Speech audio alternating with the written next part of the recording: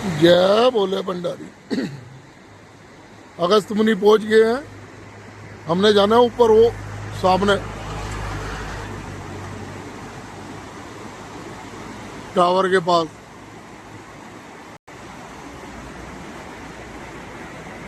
आगे जाता है केदारनाथ को रास्ता। केदारनाथ से पहले अगस्त मुनि